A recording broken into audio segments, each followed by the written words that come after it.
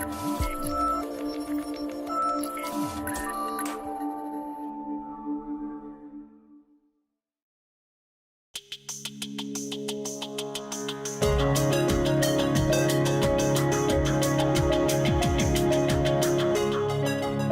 in the same business as you as a technology company. We're all trying to do the same things for ourselves. We talk about we're building our solution and our platform for ourselves, not for anyone else, which is to give us a chance to be at the residence of our choice, whether it's in the home or in a community, as long and safe and comfortable as possible. And that's what Gene was talking about, and that's what we do. I don't want to spend a lot of time on our stuff because there's a lot to talk about innovation. So Webster defines innovation pretty simply, something new, a method or device. For today, I added a couple more qualifiers. It really has to solve a problem. We can do all sorts of innovative things as long as they don't solve a problem. That's not really interesting to us. And also, it has to be nonlinear, something that's different, something that maybe isn't obvious. So the question for today is, why is innovation so hard? We all talk about it. We've been in the industry for a long time. It doesn't go away. Everyone talks about innovation. We talked about it last night. And the reason really is that innovation is not about actions becoming outcomes. So we have a problem, we go to solve a problem, we come up with a method, and we make it happen. Our focus has always been on actions. That's the easy way to do it. And that's the normal way to do it. Where innovation comes in is when we actually change our focus, and when we focus on beliefs, and we focus on behavior, and we nurture a system, and it's really about individuals and culture that then come up with actions that may not be the same, that then solve problems differently. And so for today, I want to share with you some anecdotes and also some methods around how to make that happen. So we all know the story here, right? What we may not really know or think about deeply about Blockbuster versus Netflix is Blockbuster didn't go out of business because Netflix came out and came up with DVD players that they rented over mail. That was a big part of it. It started it. But Blockbuster had all the contracts. They had all the content. So what happened? Netflix and Blockbuster both saw streaming media and streaming delivery of content at the same time. It wasn't a mystery. It was going to happen. Except Reed Hastings, the CEO and founder of Netflix, went to his board, and he basically said, there's going to be chaos here, and we have to do something about it. It's going to take over, not now, but down the road. And so they ended up building a plan, and it was about a belief that they thought something different was the right thing to go about doing. And they went through some changes, and ultimately, we don't get DVDs through mail anymore. We stream them down. And Blockbuster never really went down that path. They took the same actions as they did before. They added other retail things in their stores, and that's how they tried to increase their revenue. So we're in a similar position. We talked about it. Bill talked about it yesterday, and we got challenged by Gene's great presentation. We're going to hear it over the next couple days. I'd recommend 2 books. Innovator's Dilemma is my favorite book of all time for business. If you haven't read it, you really should. It talks about how innovative technologies really get disrupted coming out of left field. And so it applies to business as well. The other one is The Rainforest. And the benefit of the one on the right is really talks about how you can nurture the culture inside your organizations as leaders and create that environment where you can be innovative internally with great business benefits. I don't know who has a goatee here. Anyone with a goatee? That's pretty innovative to me. I think that's, if I had a goatee, I'd use that. It solves a problem. It's accurate. You get things done more quickly. It's probably not obvious, and even though it may be embarrassing, nobody's probably around to see it. This one, it does solve a problem. And maybe if nobody else is around, you might use it, but I'm not sure about that. I don't think it's very cool, okay? On the other hand, this is really cool, but it doesn't solve a problem. So a lot of times we talk about innovation really without the context of the other 2 definitions that I shared, and it's really important to solve big problems. So as an industry, show of hands, how many think we're in a very innovative industry? That's about right. How many people think they either lead or belong to an innovative organization? Isn't that interesting? That's pretty normal, right? We did a webinar some time ago, and we asked that question about the industry versus your organization versus yourself. And if I asked a third question, the same number of hands as the second time would go up. So we really have to actually do things, not think about things within our organization. And the challenge that doesn't apply just to our industry, in any industry, is if you look at Moore's crossing the chasm, there's really two chasms. There's the first chasm with the early adopters and between the innovators and the early adopters, and then there's a bigger chasm, which is all about really taking hold in an industry and moving new technologies and new innovations. It doesn't have to be technology forward. And over the next couple days, this is the Innovation Forum, I think we should all be challenged around how do we move from the green to the yellow, and how do we move from the yellow to the orange, because then it all happens. Part of the reasons things don't happen, they didn't happen at Blockbuster in 1876. This is what Western Union thought of this new technology called the telephone. And if we were to hear Bill Thomas last night and him talking about his new company, I'm sure there's some people that are skeptic and they might resist that. Then you sort of think about it as maybe it's innovative, and then ultimately it might become the standard. That's the great thing about it. But on the surface, as we heard earlier, Newton didn't see something different than anyone else. He just did something different with it. And these guys chose to do nothing with that. 101 years later, Ken Olsen basically lost his entire company on this decision that personal computers are never going to catch on, right? And so we have to be, at least if we're not innovative, we have to at least be followers. We have to at least think about the things that are happening. So this is always interesting through the three stages of truth. So if you're not looking out for the ridicule and the possibilities, then pretty soon it might hit you when it's too late and others are doing things. So who knows what picture this is? Somebody's got to know. What was that? Yes, exactly. So this was a ridiculous idea in the Netherlands by one lady. It's crazy.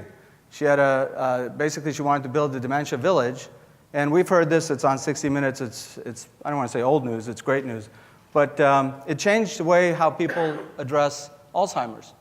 And she had huge resistance. It wasn't like a great idea. Everybody said, "Oh, this is perfect." She wasn't making more money. She had the same government opportunities in terms of funding as anyone else.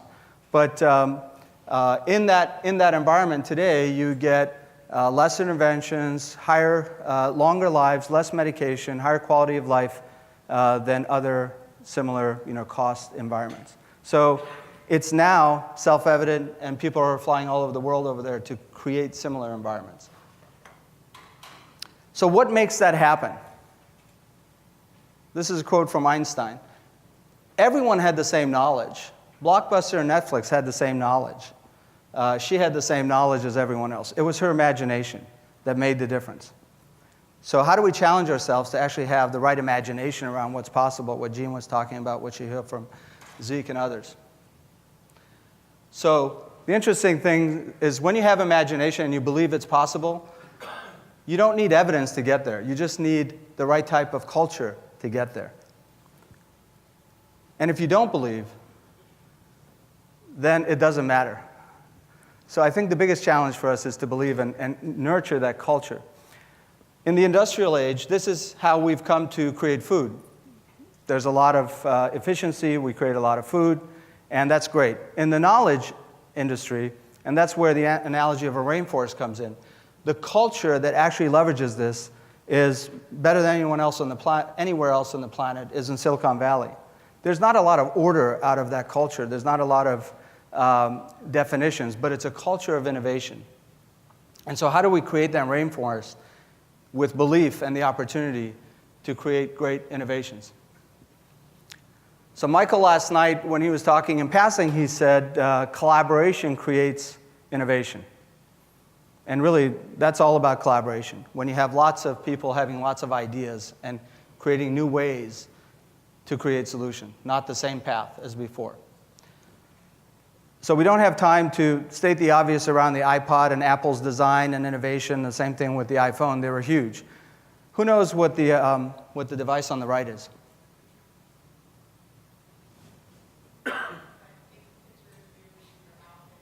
Yeah, it came out recently. It's the third version of the Amazon Echo. The second one was the Dot.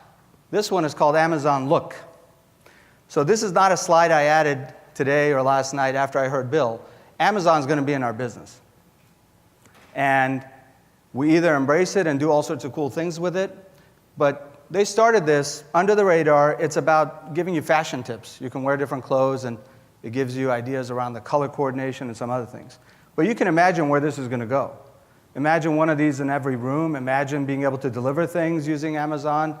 They've solved much, much bigger problems, frankly, than being able to deliver right food or maybe a lift to your door or some other services that allow you to stay in your own home longer, safer, more comfortably. And that's wonderful, because Apple's going to do it, Google's going to do it. It's a ridiculously big market, as we know. And the challenge we have is 93 out of 100 people who may need our services are not even going to ever talk to us. We're competing for the 7. If that turns to 94 or 95 because of technologies that allow you high touch and high tech, how's that going to affect the industry? And so these are the types of innovations we have to think about. So just a quick example of where we think, we do a lot of things we think we're quite innovative, but I want to share with you, those of you who know Margaret Wild, we announced with her recently, we're going to have her surveys on our platform. Again, this was out of the box.